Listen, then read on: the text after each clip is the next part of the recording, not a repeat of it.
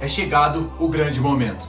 Estamos a alguns instantes do evento que é determinante para a virada de chave da Oi, das ações da Oi e para milhares de investidores. Bem-vindos à Faculdade do Dinheiro, eu sou o Douglas e é a hora da virada de jogo para Oi e para nós e para você que acreditou e acredita na Oi. E como muitos de nós têm ações da Oi, nós viemos aqui trazer então o detalhe de tudo o que vai ocorrer amanhã na Assembleia, tudo o que está cercando essa aprovação e quais os prováveis resultados dessa Assembleia. A aprovação desse novo plano vai significar vitória e, como não é segredo para ninguém, vai destravar uma série de ações e, consequentemente, o valor das ações da Oi. Por quê? Uma vez aprovado, esse plano vai atrair acionistas, vai atrair investidores e quando a empresa sair da recuperação judicial, vai permitir que fundos, investidores profissionais façam aportes na Oi. Porque, como o próprio presidente Rodrigo Abreu diz, é a maior estrutura de fibra ótica do Brasil e conta com uma grande base de clientes e uma robustez no atendimento. E esse diferencial competitivo está centrado na fibra ótica, na infraestrutura de fibra ótica que a companhia tem, é a maior infraestrutura de fibra ótica do país, por uma boa margem de distância em relação aos seus concorrentes mais próximos. Para conferir toda a entrevista do presidente da Oi, Rodrigo Abreu, a gente vai deixar no final desse vídeo aqui a entrevista completa para vocês conferirem. Então, depois de tudo que a Oi passou, a mudança na presidência, a mudança no plano estratégico para se tornar lucrativa e sair da recuperação judicial, os bancos tentando adiar a Assembleia, a Anatel tentando adiar a Assembleia, os bancos tentando mudar a forma de votação que vai ocorrer nessa Assembleia, hoje, uma grande parte dos especialistas de mercado já tem a visão de que a Oi vai conseguir aprovar esse novo plano de recuperação judicial na terça-feira. E até mesmo a Anatel, que tentou adiar a Assembleia, hoje já declarou que vai votar a favor da aprovação desse novo plano pela Oi. E até mesmo o ministro de Telecomunicações, Fábio Faria, tem feito lobby para conseguir mais votos a favor desse novo plano e para que ele seja aprovado. Então, o que a gente deve ver nos próximos dias e principalmente na terça-feira é um evento que deve premiar não só a empresa, que trabalhou muito para isso, como os investidores, que começaram a acreditar na recuperação da empresa antes do restante do mercado. Afinal, se a gente acompanhar a trajetória de ações da Oi, se a gente pegar lá atrás, as ações valiam mais de R$100. Só que se a gente pegar um intervalo menor de tempo, um ano, as ações chegaram a valer 44 centavos. Ou seja, ações de uma empresa totalmente desacreditada pelo mercado, que vem agora numa ascensão e chega a quase 300% de valorização em 6 meses. E a gente sabe que isso pode ser só o começo. Nós, como investidores da empresa, podemos sim ser agraciados, premiados com uma valorização ainda maior. E quem sabe nessa terça-feira seja o primeiro capítulo dessa retomada e uma nova escalada no valor das ações em direção ao que foi um dia. Então a gente sabe que esse dia pode significar muito para muita gente, pode significar a realização de sonhos por muitos investidores. Mas o que a gente pode se preparar para essa terça-feira é uma grande volatilidade nas ações da Oi. A gente sabe que a votação começa às 11 horas, portanto já na abertura ali às 10 horas da manhã as ações devem apresentar uma grande volatilidade, mas essa volatilidade deve ser ainda maior a partir das notícias ou dos resultados dos votos que vão ocorrendo durante o dia. Se a gente olhar na sexta-feira passada, que foi o último dia de negociação antes dessa Assembleia, então, a gente vê que já houve uma volatilidade e que no aftermarket, que é depois do fechamento do mercado, as ações da Oi tiveram ali um pequeno boom, com uma valorização ali na casa dos 5%. Então isso é só uma amostra do que a gente pode esperar nessa terça-feira, onde a gente vai poder ver a ação correndo em várias direções durante o dia, subindo, corrigindo, isso tudo em tempo real, em decorrer desse resultado importantíssimo que todo mundo está esperando. Então, para acompanhar a Assembleia, não perder nada de Oi, de outras ações de todo o mercado, já se inscreve aqui no canal, deixa o like e também segue a gente nas redes sociais. E a gente já está cansado de saber isso, mas essa aprovação então vai destravar as ações de todos os ativos da Oi, com venda iminente de ativos, como o próprio presidente diz nesse trecho. Nós imaginamos que após essa aprovação, primeiro sejam cumpridos os 2 leilões dos processos que já estão fechados, que já estão fechados com propostas preferenciais, que já tem o chamado Stalking Horse, que são as torres e os data centers, e na sequência aí sim seria realizado esse processo da operação móvel da companhia. Então se arrumem na cadeira, é chegada a hora, Comentem aqui embaixo qual o seu preço médio de Oi e para que preço você acha que as ações de Oi vão nessa terça depois da Assembleia. Então, se você não é inscrito, já se inscreve no canal para saber tudo em primeira mão. E agora é hora de esperar e acreditar. Confira agora a entrevista na íntegra e tamo junto, até a próxima. O nosso entrevistado de hoje está à frente da maior recuperação judicial da América Latina. É o responsável por dar uma solução para uma dívida que chega aos 18 bilhões de reais. Nas últimas semanas, a empresa que ele comanda se tornou alvo da cobiça dos concorrentes, que querem fatiá-la e dividir o mercado. É um desafio que exige fôlego, mas fôlego ele tem de sobra. Comigo aqui no estúdio, com o Rodrigo Abreu, presidente da Oi, muito bem-vindo ao Líderes. Obrigado, Raquel, é um prazer estar com vocês e hoje um palmeirense feliz, né? Verdade. Rodrigo, começa uma pergunta já no tema mais atual que está despertando a atenção de todos. Você tinha dito em entrevistas recentes que a Oi não seria fatiada, mas é exatamente isso que vai acontecer se for vencedor aí o consórcio formado entre Claro, Oi e TIM.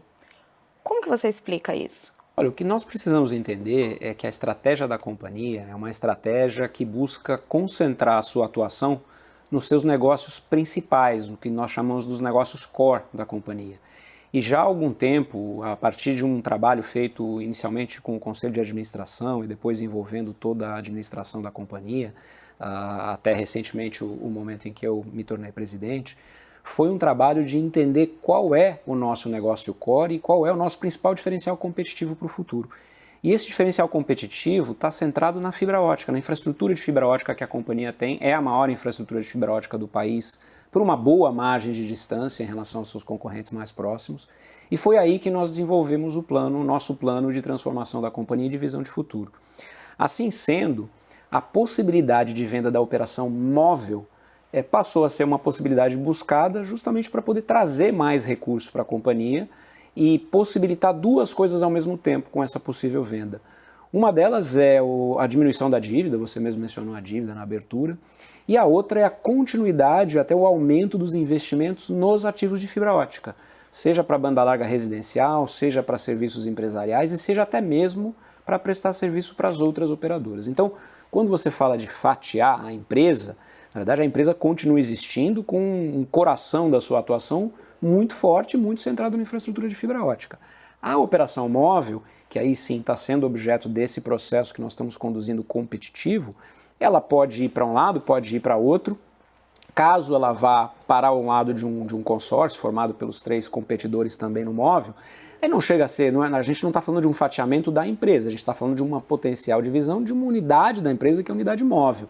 Mas a Oi, como empresa principal, como coração da operação, permanece uma empresa olhando para frente com todos os seus serviços principais. É simplesmente um foco da empresa em olhar para frente. Então não é que a empresa como um todo passa a ser dividida e passa a ser detida por vários concorrentes de mercado. Não, é a unidade móvel que faz parte desse processo competitivo específico hoje. No mercado, Rodrigo, quando você chega uma proposta que compra a empresa através aí da bolsa, a revelia dos controladores, a gente costuma chamar de oferta hostil. No caso da Oi, ela está em recuperação judicial, essa negociação tanto pode ser feita com a gestão, com os donos da empresa, quanto com os credores. Você chamaria essa oferta de Vivo, Claro e TIM de oferta hostil? Não, de maneira nenhuma, porque essa oferta faz parte de um processo que foi iniciado pela companhia. Então a companhia hoje está conduzindo um processo formal, ela comunicou ao mercado através de fatos relevantes ao longo do tempo. Ela primeiro realizou um processo formal de entendimento de se haveria interesse de mercado na aquisição da sua operação móvel. Então isso foi feito, foi conduzido um processo através de um assessor financeiro. Nós estamos trabalhando com o Bank of America Merrill Lynch como assessor financeiro. Foi feita uma primeira fase de processo onde nós recebemos o que nós chamamos de manifestações de interesse não vinculantes, que davam uma visão para a empresa, para a companhia, de qual seria o valor desse ativo. E aí nós realizamos uma segunda fase, sempre controlada pela companhia, conduzida pela companhia e pelo seu assessor financeiro, formal para poder receber propostas vinculantes. Então é um processo absolutamente conduzido pela companhia, não é uma oferta hostil. Uma oferta hostil é quando Primeiro, você recebe uma proposta como não parte de um processo existente, como parte de uma tentativa de adquirir controle da companhia, sem que a companhia, para isso, estivesse conduzindo qualquer tipo de processo de alienação de controle. E segundo, que essa proposta é por uma unidade da companhia, que a companhia colocou como parte de um processo formal de venda. Então não tem absolutamente nenhuma relação com um processo hostil. É um processo conduzido, comunicado já há algum tempo pelo mercado e que a companhia vem interagindo com os potenciais interessados como parte desse processo. Um dos interessados é o consórcio de TIM, Vivo e Claro. Eu acho que a dúvida sobre essa questão de ser hostil ou não, ela vem porque vocês assinaram um contrato de exclusividade com a Highline, essa companhia nova que pertence aí ao fundo de Private Equity, e ao mesmo tempo continuou chegando ofertas do consórcio. Como que é isso? Como que você já tem exclusividade com um player e chega uma oferta de outro? Esse é um processo comum em processos de fusões e aquisições, não significa uma oferta hostil, significa uma oferta revisada que foi feita pelo consórcio, mesmo após a companhia declarar que tinha assinado um acordo de exclusividade.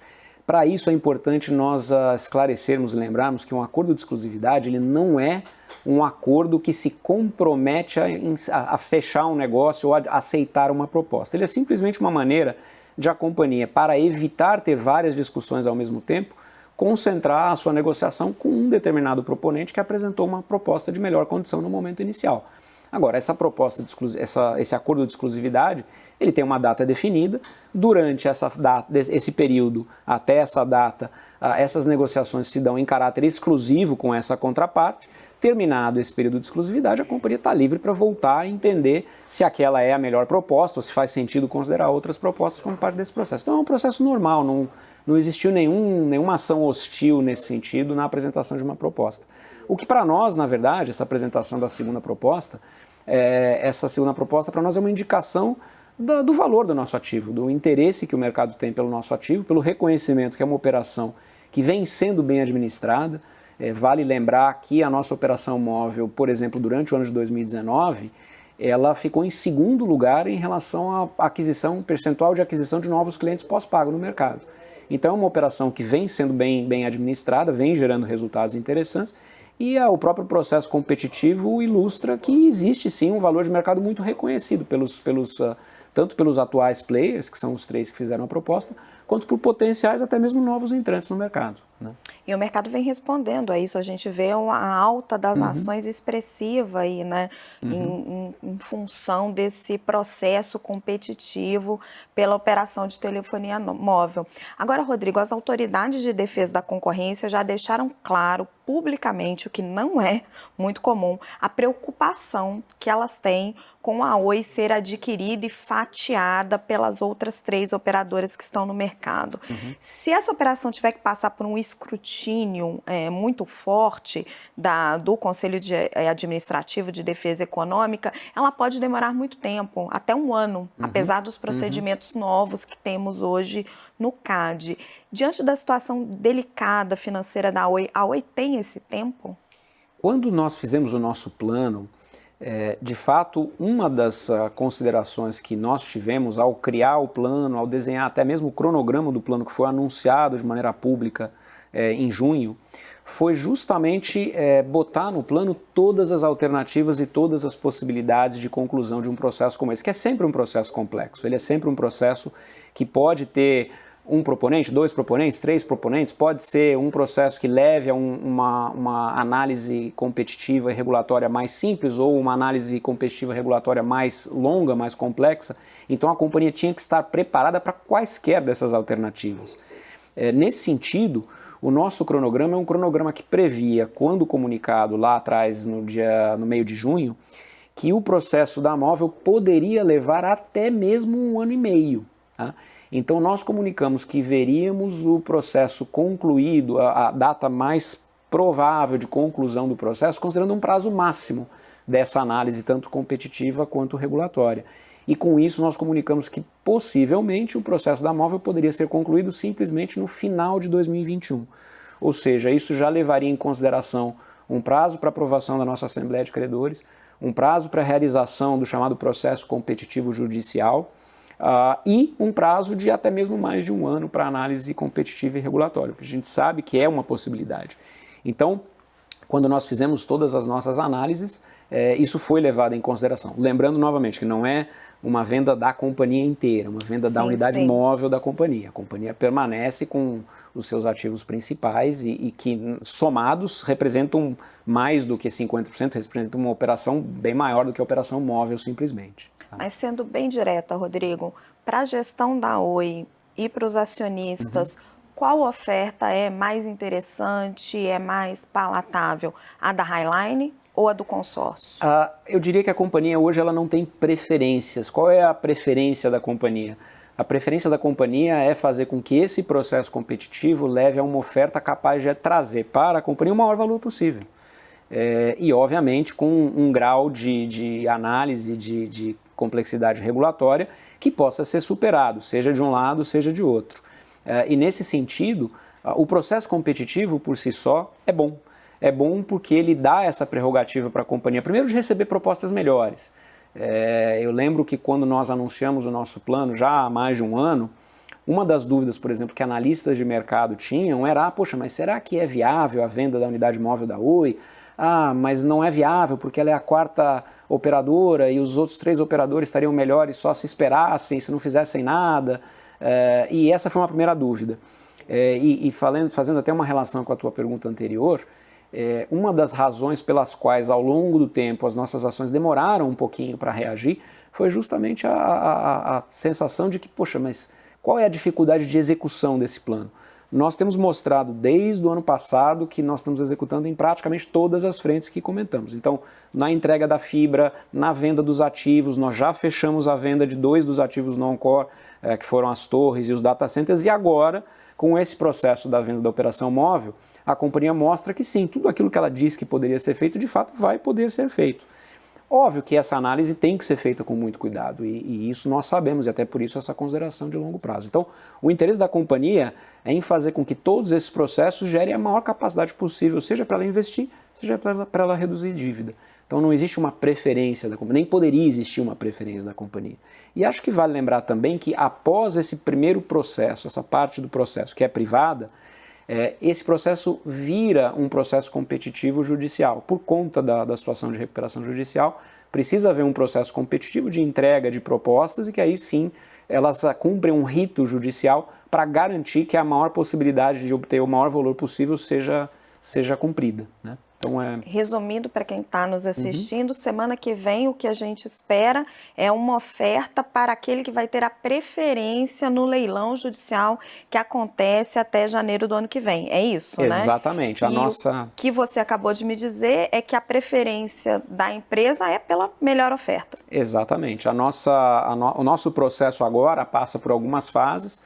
Como eu comentei, nós ainda estamos em um período de exclusividade, que tem uma data definida para terminar até o dia 3, durante as quais nós estamos em negociação com a contraparte, com a Highline. Após essa fase, a companhia ainda vai tomar as suas decisões e entender quais das propostas recebidas acaba sendo a melhor opção para levar como proposta preferencial para um leilão judicial. E a partir daí ela faz uma modificação para uma publicação final do chamado aditamento ao plano, que é publicado como o documento que deve ser levado para voto na Assembleia Geral de Credores. A nossa expectativa é realizar essa Assembleia até o final de agosto, obviamente ainda dependendo de detalhes de data, até em função das determinações judiciais de data, e a partir da Assembleia, aí se tem o voto dos credores, uma vez aprovada a Assembleia, aí entra o rito do processo competitivo para realizar as vendas de ativos. Nós imaginamos que após essa aprovação, primeiro sejam cumpridos os 2 leilões dos processos que já estão fechados, que já estão fechados com propostas preferenciais, que já tem o chamado Stalking Horse, que são as torres e os data centers, e na sequência aí sim seria realizado esse processo da operação móvel da companhia, né? Rodrigo, com a oferta da Highline começou a se falar muito em rede neutra. Consegue explicar de um jeito fácil o que é isso? Vou tentar. Na prática é um modelo inovador sim para o mercado brasileiro, mas é um modelo que já existe no mundo inteiro, em várias operações, tanto para o mundo móvel quanto para o mundo fixo. Ele acabou se tornando mais comum no mundo fixo, no mundo da infraestrutura de fibra ótica, no mundo das redes de transporte, que são as grandes redes que conectam as regiões mais distantes do país e que levam o tráfego, seja o tráfego de internet, de vídeo, de voz, todo o tráfego das redes de telecomunicação. E por que a existência de uma rede neutra?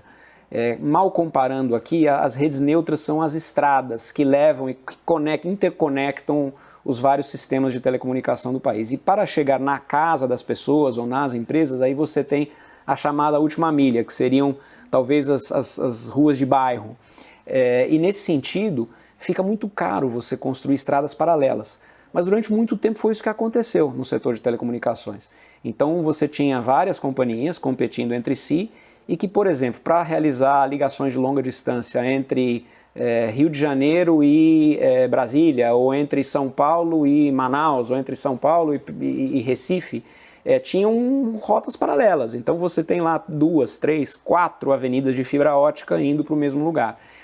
Essa implantação de rede é cara e é uma implantação que quanto mais tráfego você tem em cima de uma única rede, mais eficiente é essa implantação. Então as redes neutras surgiram como uma alternativa para baratear o custo da infraestrutura básica e deixar que a competição aconteça na última milha e pelos clientes, nos serviços, no atendimento, na oferta, na precificação, na inovação de serviço. Então esse é um modelo que aconteceu já há algum tempo, ele não é um modelo novo no mundo, ele começou talvez de maneira mais visível no Reino Unido, quando a British Telecom acabou sendo separada entre o que era a BT Openreach e a BT de varejo, e de lá para cá aconteceu em várias regiões do mundo. Então esse modelo existe no Reino Unido, existe na Austrália, existe em Portugal, existe na França, existe no México, existe em vários países do mundo. Então ele é um modelo que funciona, porque você concentra os investimentos principais, os investimentos mais pesados e que são de mais difícil duplicação em uma rede que é neutra, que serve todos os operadores, e os operadores aí sim colocam as últimas milhas, colocam os acessos a cliente em cima dessa infraestrutura compartilhada. Então esse é o conceito da rede neutra. Ela é muito comum na rede fixa, mas também já foi experimentado esse modelo nas redes móveis em alguns países do mundo. Aqui novamente eu vou chamar o México tem uma rede neutra móvel, existe uma experiência na República Tcheca que também aconteceu da mesma maneira, que é uma rede móvel com frequência que é compartilhada por várias operadoras. E ela é gerida de uma maneira mais integrada por uma empresa que presta serviço para todas as outras. Então não é um modelo difícil de entender, ele é simplesmente um modelo diferente, ele passa a competição para atendimento a cliente, para o foco no cliente, para o foco nos serviços, na precificação, no relacionamento, e não mais só naquela infraestrutura de base que é usada para operação. Essa analogia com a estrada foi muito boa, porque são todas as empresas usando a mesma estrada e pagando um pedágio para o dono da estrada. Exatamente, exatamente isso. Em entrevista recente ao Jornal da CNN, o presidente do CAD, Alexandre Barreto, disse que a possível venda da Oi para o consórcio entre as outras 3 poderia trazer uma menor competição no leilão de 5G. Você concorda com essa avaliação? Não necessariamente, porque existem muitas teorias e essas teorias são antigas em relação ao qual seria o número ótimo de operadoras em um ambiente móvel. Óbvio que o Brasil é um país grande, é um país de dimensões continentais e que tem uma população, um público consumidor de serviços móveis bastante grande. Em um determinado ponto, o país chegou a ter mais de 200 milhões de telefones, tem 200 milhões de habitantes e mais de 200 milhões de telefones, obviamente pelo fenômeno do pré-pago, onde cada um tinha 2, 3 telefones. Nesse sentido, é viável imaginar que ele comporta um número de players, de operadores grande. No entanto, a questão da competição não é necessariamente ligada única e exclusivamente ao número de operadores. Você pode ter situações onde você tem 4 operadores com uma competição menor do que uma situação com 3 operadores. Você pode ter o contrário, você pode ter situações onde se você tem muitos players, mas só um deles é forte, a competição acaba sendo diminuída porque você tem um player muito dominante. Então, existe sim uma visão de que é necessário uma análise detalhada e até mesmo de maneira regionalizada. Porque o Brasil é um país continental, então o que é a competição em um lado pode ser completamente diferente do outro lado. O que é um cenário competitivo em uma região pode ser um cenário competitivo completamente diferente em outra região do país. Então, nesse sentido, é óbvio que a análise regulatória ela sempre vai ser necessária, a análise competitiva sempre vai ser necessária, mas não dá para se afirmar de antemão que uma situação é melhor do que a outra. Isso depende do caso a caso, e acho que até por isso e a visão do CAD é uma visão que tem que ser uma visão sempre a posteriori. Para se julgar qualquer tipo de situação, você precisa saber qual é a situação. É muito difícil e essa doutrina da dinâmica concorrencial no país, acho que ela sempre foi praticada. O CAD ele analisa sempre o que a gente chama de ex post, é sempre após a apresentação de um fato. A análise prévia é uma análise muito superficial, ela não tem todos os elementos para poder fazer essa análise. E qual que é a sua opinião sobre a polêmica do momento envolvendo o 5G? A Huawei chinesa deve ou não deve ser autorizada a fornecer a infraestrutura para os vencedores do leilão? Olha, nós temos uma visão, e essa é uma visão compartilhada, eu acredito, por todo o setor, que, de maneira geral, restringir acesso à tecnologia nunca é bom. Nunca é bom porque você acaba fazendo com que o mercado, aí sim, do lado da tecnologia, talvez fique concentrado demais e você fique com menos opções, e menos opção significa menos competição e menos possibilidade até mesmo de aumento de investimentos. Nesse sentido, é óbvio que seria interessante contar com acesso a todas as tecnologias disponíveis para a utilização do crescimento das redes de telecomunicação brasileiras, sejam elas fixas ou móveis.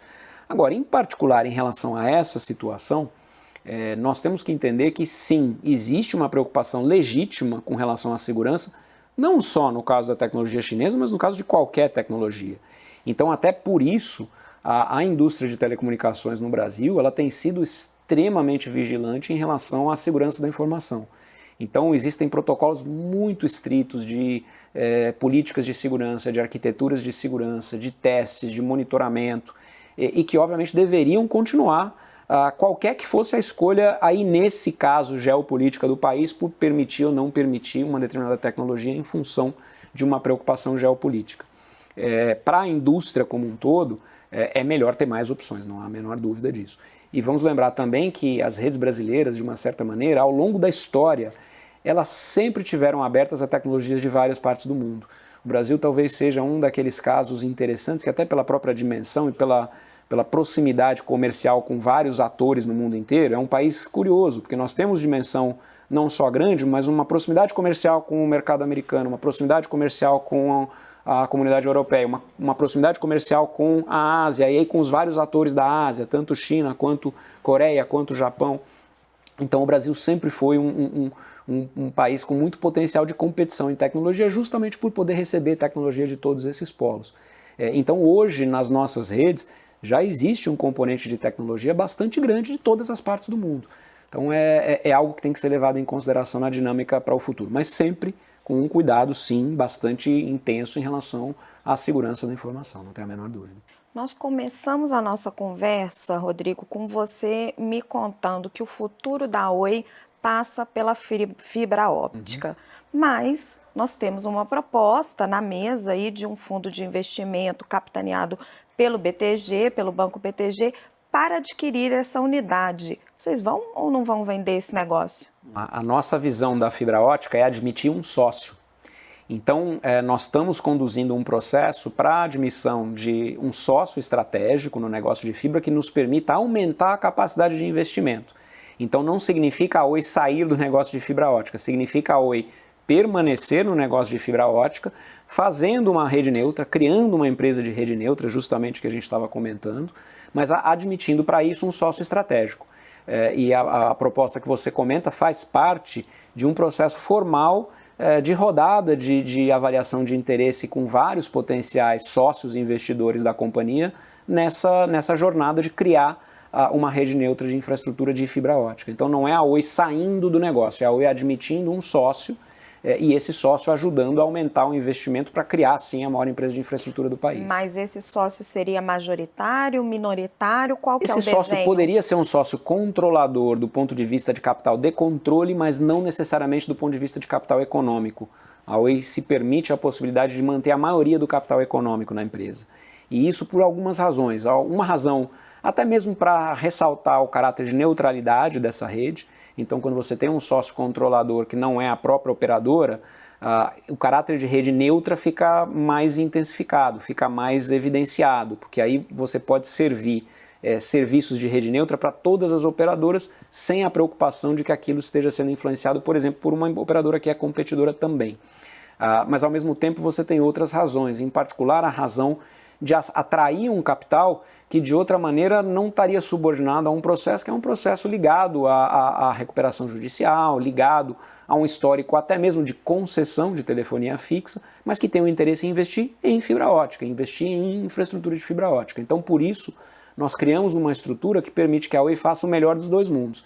Ela tem a capacidade para investir, ela tem a neutralidade necessária, ela tenha um foco exclusivo na criação de uma rede neutra que tem um potencial de longo prazo muito grande, que ela se beneficie também ao mesmo tempo de todo o resultado econômico dessa participação e dessa manutenção no negócio, inclusive com alguns dispositivos que nós colocamos no nosso plano que proíbem a empresa de diminuir a sua participação abaixo de um determinado limite. Ou seja, a Oi continua sendo um participante muito significativo dessa empresa no futuro, até como maneira de garantir todo o plano de recuperação que vem sendo cumprido e até mesmo os ativos que no futuro são a base de manutenção de garantia para os seus credores, por exemplo. Tá? Rodrigo, nosso tempo está chegando ao fim, mas eu quero te colocar mais duas perguntinhas e aí então vou pedir para você ser sucinto. A primeira delas é sobre a reforma tributária. O governo está falando aí na união do PIS e da COFINS e isso vai representar um aumento expressivo para os fornecedores de serviço, entre eles telecomunicações. Te preocupa? Preocupa e preocupa o setor inteiro. Preocupa por várias razões. A primeira delas, como você já mencionou, é que se nada for feito no sentido de equilibrar diferenças setoriais, de fato o setor de telecom pode ser penalizado com um aumento significativo de carga tributária. E essa é a primeira grande preocupação. Até porque é um setor que hoje é indutor de crescimento, é indutor de desenvolvimento econômico, é indutor de desenvolvimento social e que gera riqueza para o país. Então é uma preocupação, sem dúvida absolutamente nenhuma, qualquer tipo de incremento em carga tributária, ainda mais um incremento que pode ser significativo. A segunda razão da preocupação é que hoje o setor já é um dos setores mais tributados do país, assim, por uma margem muito grande. Para você ter uma ideia, hoje o nosso setor tem uma carga tributária que é equivalente a aproximadamente 40% de todas as receitas do setor, 40%. Essa é a mesma carga tributária, por exemplo, de setores como tabaco, como bebida alcoólica, como bens de luxo, sendo que o nosso setor é um setor essencial, é um setor de indução de desenvolvimento econômico. Deveria ser um setor, ao contrário, beneficiado pela carga tributária para induzir o consumo do seu serviço, que é um consumo altamente benéfico para o desenvolvimento da economia. Então, essa situação combinada de uma carga tributária já muito elevada, com um aumento adicional, ela é extremamente danosa para o setor, mas eu diria muito além do setor, ela é danosa para a economia, porque ela vai fazer com que o indutor de desenvolvimento tenha mais dificuldade de consumo e de expansão. Então é sim uma preocupação bastante grande, nós estamos buscando essa interlocução para mostrar isso e buscar um reequilíbrio, no mínimo, setorial. E para a gente fechar a nossa conversa, Rodrigo, a Oi, quando ela surgiu, ela era uma grande esperança nacional, era uma campeã nacional, era a Supertele brasileira. Com o leilão no ano que vem dos ativos da empresa, é um fim melancólico para a Supertele ou é um recomeço? Eu diria que é uma transformação gigantesca e a empresa encontrando a sua vocação que sempre existiu de ser a maior provedora brasileira de infraestrutura. Sem infraestrutura básica, Raquel, o setor de telecomunicações do Brasil tem muitas limitações, seja para a banda larga residencial, seja para os serviços empresariais, seja para o próprio 5G, que vem aí, como você mencionou. Então, a Oi está encontrando a sua vocação de ser a maior provedora brasileira de infraestrutura. E isso está longe de ser um fim melancólico, muito pelo contrário. Isso significa pegar uma empresa que teve sim um papel muito relevante no início da privatização, se tornou a maior empresa brasileira de telecomunicações fixas em um determinado momento, e lembrando, criou a sua unidade móvel absolutamente do zero, ela não adquiriu nenhuma operação, ela começou a sua operação do zero, e voltar a trazer essa empresa que passou por um período tão complexo do ponto de vista financeiro, que a levou a uma recuperação judicial, trazer essa empresa dessa situação de praticamente uma empresa inviável para uma empresa que vai ajudar o futuro do país ao longo dos próximos 15, 20 anos, de maneira sustentável, com um tamanho bastante razoável, ainda uma empresa de grande porte, e sendo muito bem sucedida no plano ao qual se propôs. Então, ao contrário, é sim ter uma visão agora de uma empresa, uma governança nova, sem acionista controlador, com um conselho independente e genuinamente ajudando o país a se transformar. Rodrigo Abreu, presidente da Oi, muito obrigada por ter tirado esse tempo para essa entrevista exclusiva aqui ao CNN Líderes, num momento tão delicado da companhia que você gere e do nosso país. Muito obrigada, Rodrigo. Muito obrigado a todos por estarem conosco hoje. Lembrando que todo domingo à noite nós temos um encontro marcado com os grandes executivos que movimentam a economia brasileira. E esta é a CNN Inconfundível.